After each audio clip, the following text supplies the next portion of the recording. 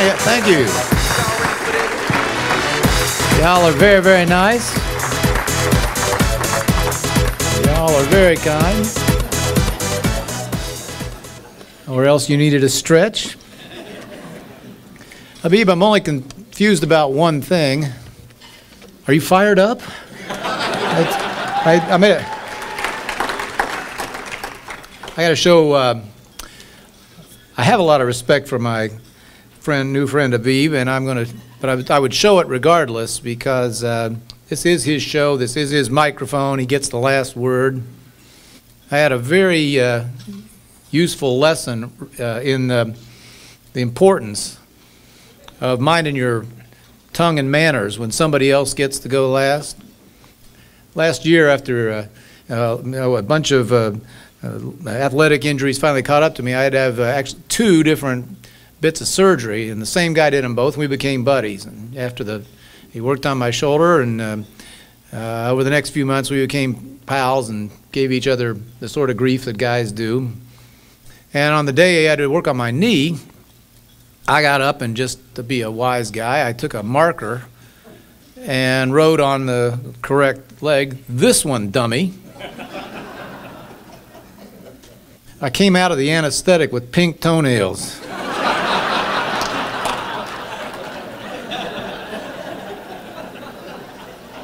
So I got nothing but good things to say about my good friend Habib.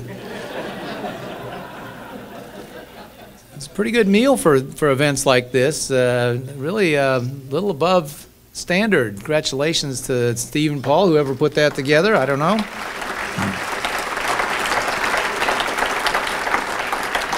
I'm a Presbyterian, and we're fond of free meals. My preacher claims he knew a Presbyterian minister who was notorious for going around calling on, congregation members about 5:30 just before dinner time, right? And hoping sooner or later one of them would say, "Oh, well, we're just sitting down, why don't you come on in?" And when he didn't get invited, or no one came, no one was home, he'd leave a little card. It said Revelations 3:20. So the people curious would go look it up, and it said, "I come and stand at the door and knock at the door, and if anyone will open, I will come in and dine with him and he with me." One week in the collection plate, he opened an envelope, and there was a little card. It said Genesis 3:10. He couldn't call it up from memory, so he got out his King James, and it said, "I heard you in the garden. I was afraid because I was naked, so I hid myself."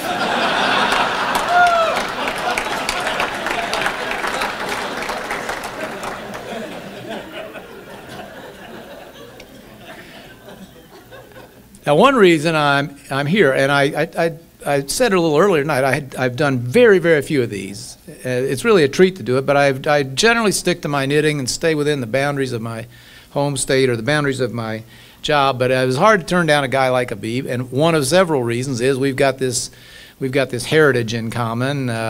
My parents and my grandparents came from the same area that he immigrated from. And so, thrift is a common trait among our ancestors. If you think I'm cheap, you should have met my father. When I was in, late high school, I got what I thought was a swell idea. I said, "Look, Dad, I've been working these jobs, summer jobs, and I've saved up some money. It's okay if I buy a used car?" Dad said he didn't think very much of that. But I bugged him. He said, "All right, look, listen. You keep your grades up, you read the Bible every night, you get a haircut, we'll talk about it." So 6 weeks later, I show up, "Dad, my report card's straight A's, and I've been reading the Bible every night." Dad said, "Well, your hair looks like the Dickens." I said, "Hey, Dad, look, right here in the Bible. Samson had long hair, Moses had long hair, Jesus had long hair." My father said, "Did you ever notice they all walked everywhere they went?"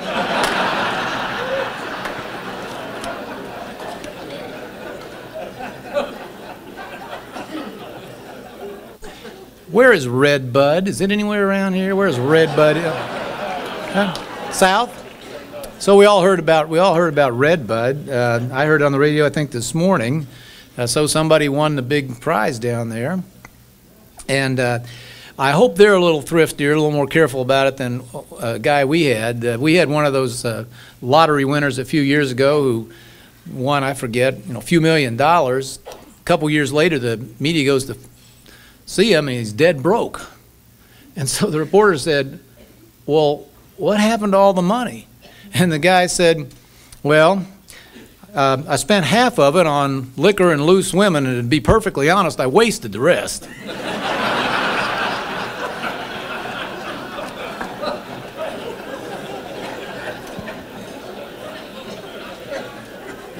So anybody from Redbud, tell those folks, careful.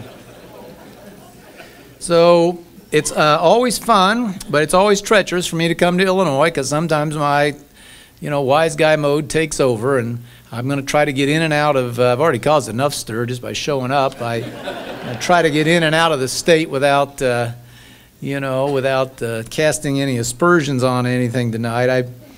When I came over to pitch in a little for Darren, my friend Darren LaHood, and I think I mentioned a couple of these incidents. I was up in Chicago for some events. As it happened on the day of the Olympics decision, whatever that was, 3 or 4 years ago, and hit town in the morning. The place is festive. It's rocking, There's a bandstand. People running around in T-shirts. There's balloons. They're setting up a band. We're going to win. And we were for you guys, We'd sent a letter. We thought you might, win and give us a, I don't know, soccer game or something on our side of the line. So mid-morning, I forget what kind of event. I mean, the shocking news comes. Not only did Illinois not win, didn't even get out of the first round of voting. Big bummer, stunner. So I'm speaking at lunch to a crowd about this size, and the Q&A starts, and some guy, I don't know why he's asking me, but he says, "So what's your reaction to the Olympics decision?" First thing came to my mind, I said, what is this world coming to when Chicago can't fix an election anymore?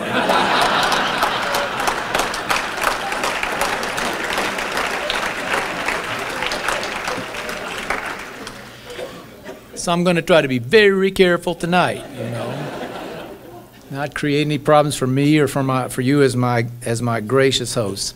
I'm also going to be careful not to proselytize, or I'm going to say just a few words about our approach to governance, our approach to the activity of an organized political party in our state, but not to prescribe. A beauty of our federal system is that no two states are alike, no two bodies politic are just alike. People are entitled to make their own choices, and so I never, however right we think our approach has been, however proud we may be of things we've done in our state, I never presume to suggest that anything we've done is right for anybody else. But I do think there are some parallels between the experience we've been through in years of unprecedented change in our state, a state never previously known in its history as innovative or as a place of change. I think there are some parallels between that and our national challenge and predicament. And so let me just outline a couple of these.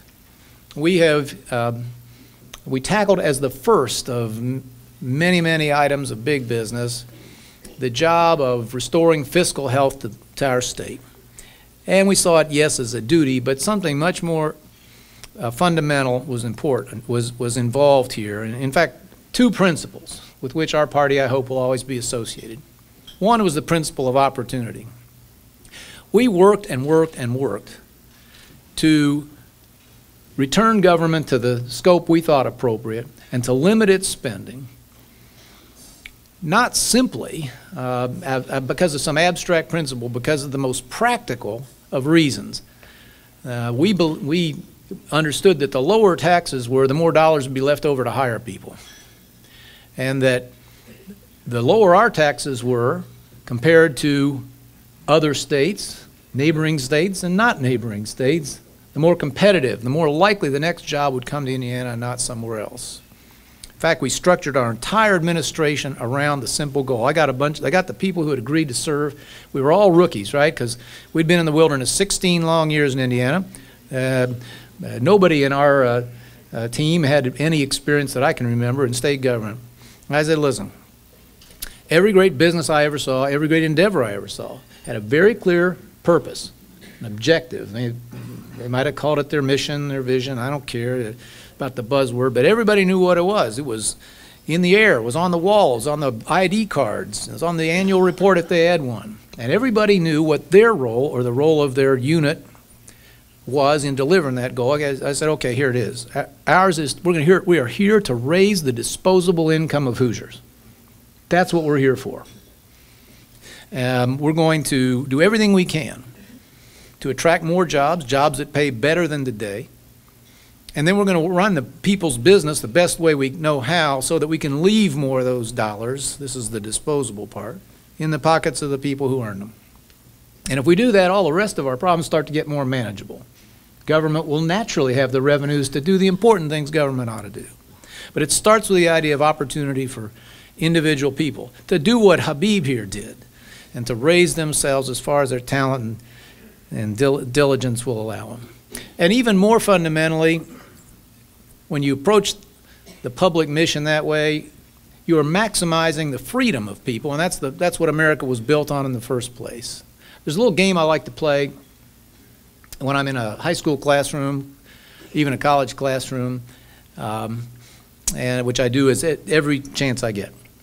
And I'll say, anybody got a $5 bill? And you know, some kid will hold one up, and I'll snatch it. Thank you very much. Stick it in my pocket and keep walking and talking. And after a little while, the tittering and the giggling goes on for I pause for dramatic effect. What? I say, oh, I see. Habib wants his money back.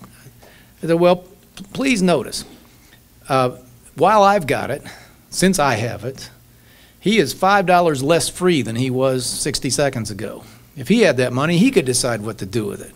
But now I've got it. So he's a little bit less free than he was. And that's why, when we use the coercive power of the state to take money from people, we should be really careful about it. We have diminished their freedom. And there are many, many, many good reasons that we must agree to do that. But we have said to ourselves, and I think everyone in a position of public trust should ask him or herself every day, did we really need that? We should only take dollars away from free citizens for a strictly necessary purpose, and then, some people forget this part, you've got an equally solemn duty to spend it to the absolute maximum effect. Never waste one of those dollars once you've taken it.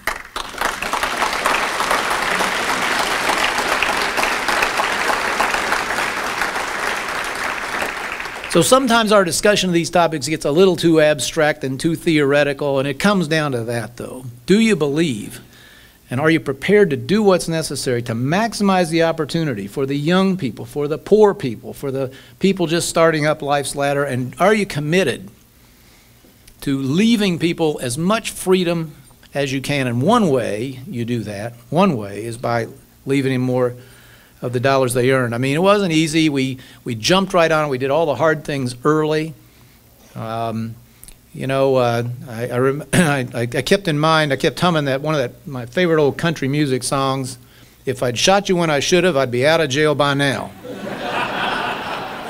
Like, if something's important, do it fast. Now, related to that, I said to our folks, and have said to them since, to the point of monotony I know, we are going to try to build the best sandbox in America.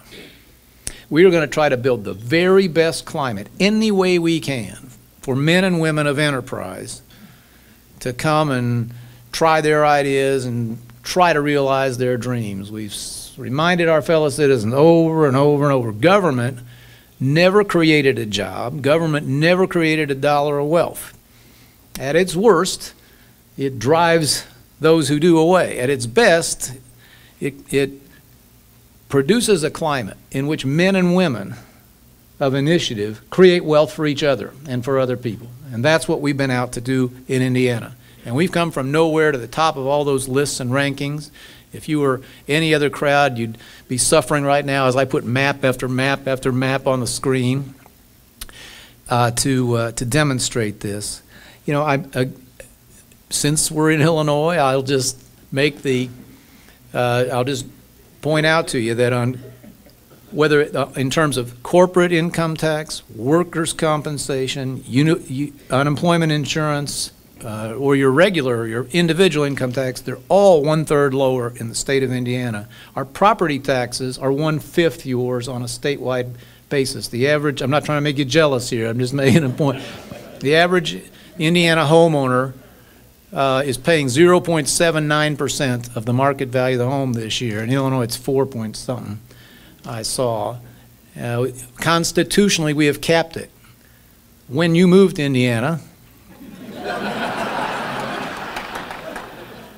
you will know that you probably will pay less, but you can never, by the Constitution, pay more than 1% of the market value of your house, 2% of your rental property, 3% of any other kind of business. Our neighbors, our good friends who were on the welcoming committee, the welcome wagon, I guess, that was here to salute our evening. You know, I was really tempted to go out and have a few words and talk to them. And here's what, and if I had, or if I'd bumped into them, I would have told them this: hey, you're worried for nothing, really. We're in complete agreement. As the idea of Illinois, first of all, I'm not here to prescribe that anything we did in Indiana is right for Illinois. That's for you to decide. But secondly, if you're asking me about Illinois passing a right to work law, please don't. Don't do it. We're welcoming businesses every day, and we would hate to have that advantage neutralized. So.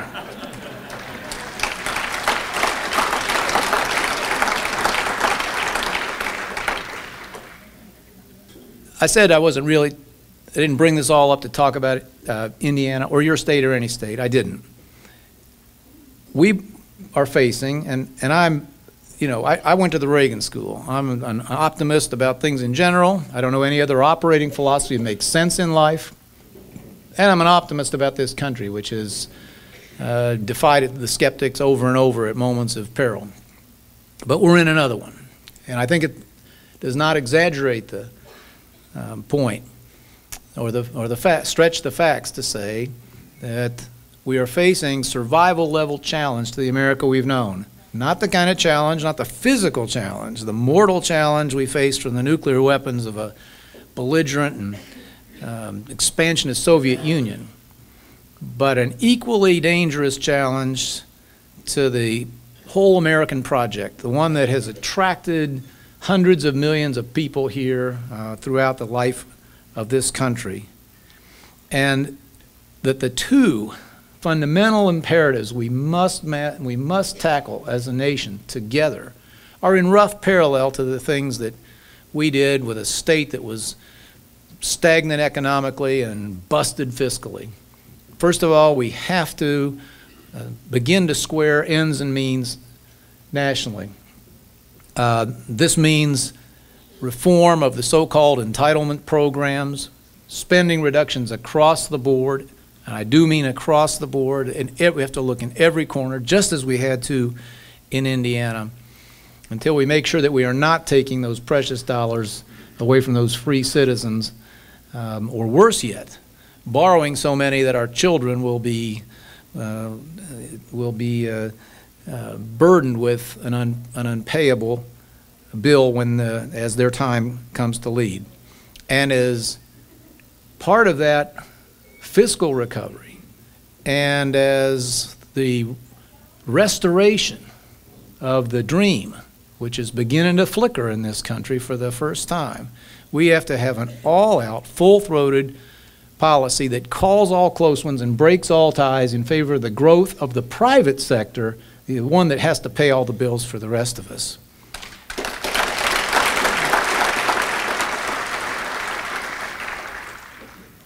You know, I was on a radio show favor to a friend yesterday, some Sirius channel, and I was talking to Leslie Stahl and Cynthia McFadden, so two network anchor folks, and one of them says that somebody from, I think, the Catholic Church criticized my friend Paul Ryan and said that suggesting reductions in spending here and here and here was immoral.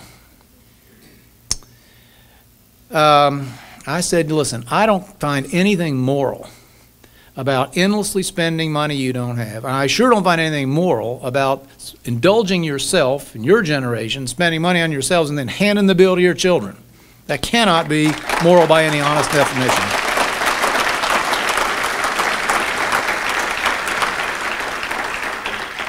What's at stake if we don't make big, and I mean 50 caliber change in this country along the lines I just talked about, is something really bigger than just, if you can say it that way, our economy and the jobs we need and so forth. That we are beginning to see evidence that for the first time in our history, people do not have the hope that has always been there in the darkest hour that will come out of this and that my children will live better than I do.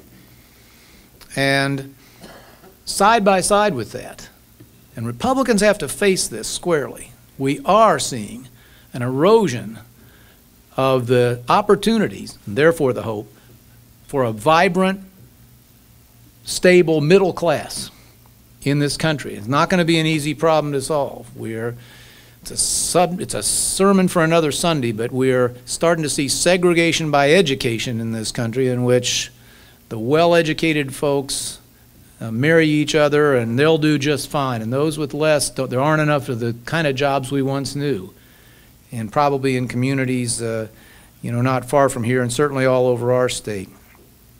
So we've got a big job to do. We're going to need to grow so much faster than we are now to restore that hope, restore those jobs, and by the way, to pay the bills that we've piled up and that we're going to face. If that's not enough of a problem for you, with failure to wrestle with this problem, we will lose our position of world leadership, world influence, with all the blessings that has meant, not just for us, but to the world over the post-World War II period.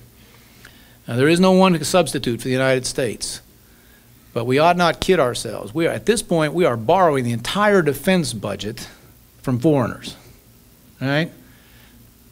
The Obama administration's running the once unimaginable figure of $1.3 trillion, something like this, deficit, and we are borrowing about half the money we're borrowing from people overseas. They're not going to loan it to us forever, and they're not going to loan it to us if we get into a position of tension or opposition that requires some sort of military action.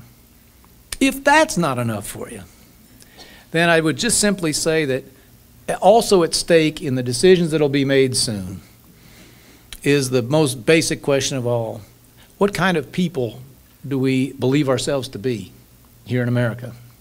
What kind of people do we want ourselves and future Americans to be? Self-reliant, self-determining, self-governing, and autonomous, or victims? Needing the benevolent attention of somebody wiser. You know, this is really what I think most fundamentally divides us from our friends on the other side. Manifests itself in questions like how much you spend on this and what regulation is right or wrong, but the basically what's involved has been the steady growth of a view that says, you know, this world is just too darn complex for the average Joe. That it's a jungle of predators out there, and we've got to protect the average citizen against them. And if that means that freedom and the ability to make one's own decision gets chiseled away, well, that's just for their own good. You know, if you look around, I mean, every day I find a story where somebody, you know, you can't cook a raw hamburger anymore over here. You can't, some kids had their lemonade stand shut down over there. You know, like, God forbid, Americans were about to buy the wrong light bulb, so we had to have a new law against that. And sometimes you can just get too desensitized. You can just start accepting things you probably shouldn't. You know, we had 4 girls, and I always say, when the first one got a sniffle, we rushed her to the doctor. When the last one swallowed a quarter, I took it out of her allowance.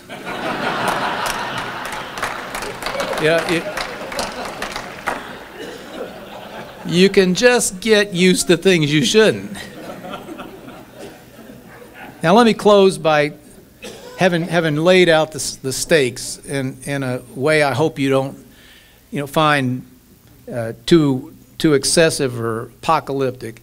Let me lay out in closing the way I think our party ought to approach a very solemn duty. I think if these problems are going to be addressed, it's going to have to be led by our party.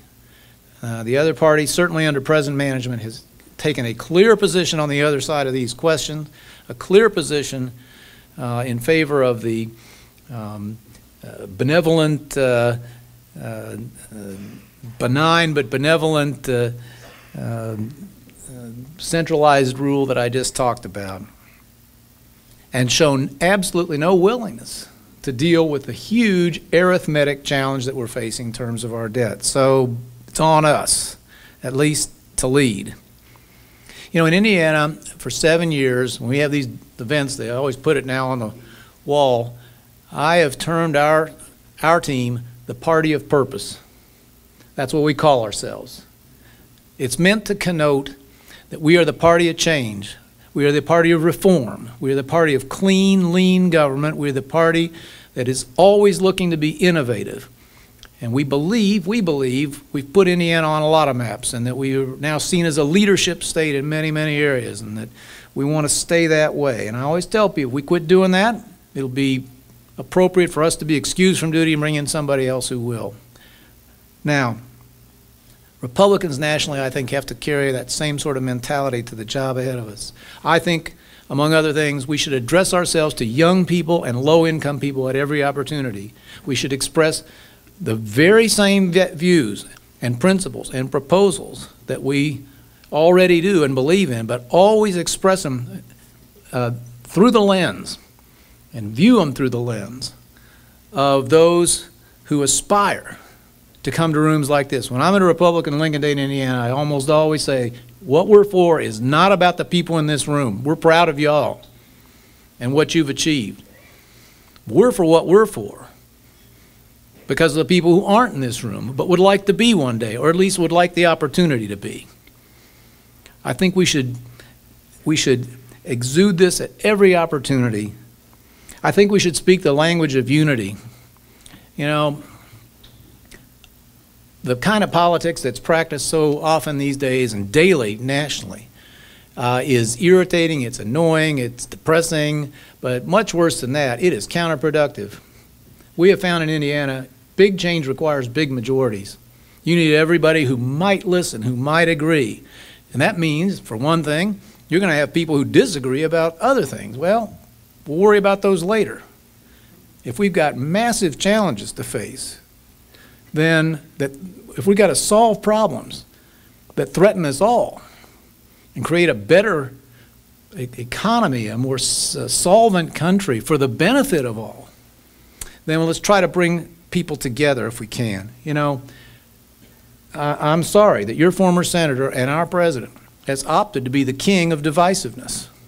It's very different than what he seemed to stand for in 2008. Now, every day he's out there slam dunking somebody or some segment or some business sector. When I was a kid, my parents, who were from Pennsylvania, we were living in the South. And the first 6 years I remember, we lived in a little town in the Smoky Mountains of eastern Tennessee. And my folks never loved a place more than they loved that, or the people they knew there. But it was totally different to them. And later on, my mom and dad would say that the things that just struck them were so new to them. 2 of them were that people left their doors unlocked. And the other was that people would just drop in without calling first. It wasn't like that in Pennsylvania. And, you know, it's been on my mind the last couple, 3 years, because political parties are a little bit like that, too. You leave the door unlocked, be surprised the nice people that might drop in. It's a time for us to do that. And lastly, we should be the people who trust Americans, who trust them in two dimensions. One, to handle the truth. You know, to handle the facts. Folks, there's not enough money to do what we're doing. We're going to have to change things, or we're going to go bust. The machine's going to go tilt, and it's going to hurt, as it always does, the most vulnerable people the worst and first. So here are some things we can do to fix it. To say that we can't, it's two different things to say we can't afford it, or as much of it as you'd like, versus that's a lousy idea you have. People get this. I don't try to equate what we face in Indiana at all with the challenges nationally, but it's the same problem. And I tell you that folks are more grown up than some of our politicians on our side as well as the other side give them credit for. You can tell we need to level with the American people about the fix we're in and give them a constructive, positive way forward, and trust them to not simply to not shoot the messenger, but to come together in that kind of majority we're going to need to make these unthinkable changes happen. You know, not too many people I know want as a part of their self-image that they shafted their children, but too many of them haven't understood yet that that's exactly what we're doing. And the other dimension is we need to say to Americans, you know, those fellows over there, those folks over there, they don't think you can cut it. They don't think you're up to it. They don't think you could possibly make your own decisions about what mortgage or what health insurance or what health care choices or light bulb that's best for you. But we do. We believe that. We think you're fully capable of that. We think, I like to say, you're a creature of dignity, not an object of therapy. And when this finally really dawned on me fully was when I was reflecting now 2-3 years ago about our president, our then new president, who had gotten elected on this thrilling slogan, change you can believe in. Boy, it really had a ring. It had rhythm, it had a ring. We all heard it 1,000 times. I thought, well, that's a pretty effective slogan. And then I asked myself, what the hell does that mean? And the answer was it doesn't mean anything. And that, I think, was its value and its magic as a marketing device. It could mean whatever you think. I mean, so whatever I think changes, that must be what the guy is talking about. Very savvy, very smart. But not the kind of rallying cry that will move a big nation to make big change. So I decided that, loosely speaking, we as Republicans ought to twist that slogan into something that does have meaning, and it's something that might become a way to rally people on the, back to the measures that will restore national greatness. And that would be something like change that believes in you. Change that believes in you.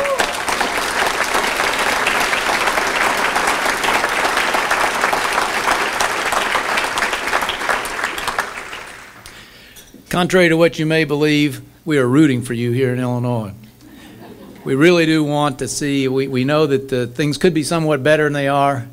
We'd like to see your businesses paid, your taxpayers treated well. We'd like to see you growing and adding jobs. It'd be good for the whole neighborhood. It will happen. It will happen. Federalism works that way. And I know that, especially led by people of the energy, people who are as fired up as the folks I got a chance to meet tonight, that day is not far off for you. I thank you for allowing me to be here and for all I know you will do to see that the era right ahead of us is a turnaround era for America. Thanks a lot.